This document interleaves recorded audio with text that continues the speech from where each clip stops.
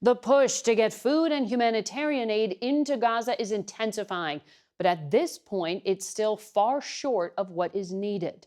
The World Food Program said last week that famine was imminent if the amount of aid going into northern Gaza was not increased exponentially. Our Chris Livesay reports from Tel Aviv.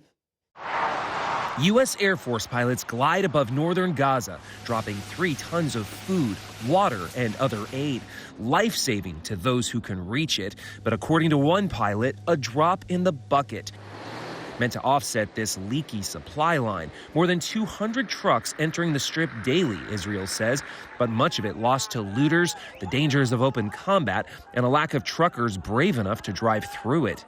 They cannot collect and distribute. But aren't aid groups getting shot at over there? Is it fair to put that burden on them?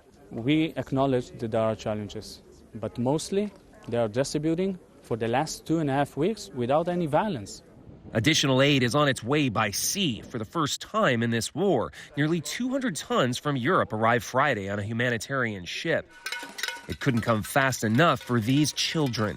We want food, we want flour, we want the barest essentials of life, they demand. Gaza is slowly dying, if not from the missiles, then from hunger, says this mother.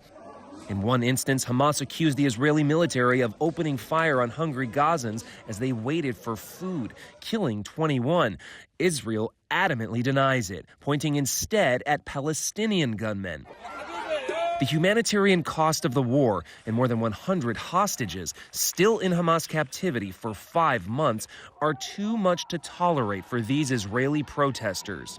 Protesters don't only want the hostages back, they want Benjamin Netanyahu to step down. October 7th happened on his watch, and they have not forgotten. I think now we should get all the people that are kidnapped back to their homes. So even if that means retreating, pulling out of Gaza entirely and handing over all of the prisoners back to... I think they should do any deal to get them home. This is the first thing that a country owes to her citizens is their security. And this is the reason why they should do any effort.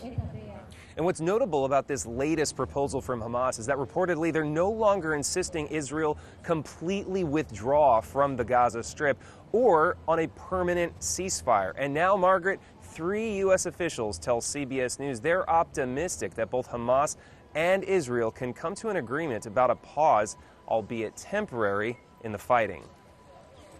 That's Chris Livesay reporting from Tel Aviv.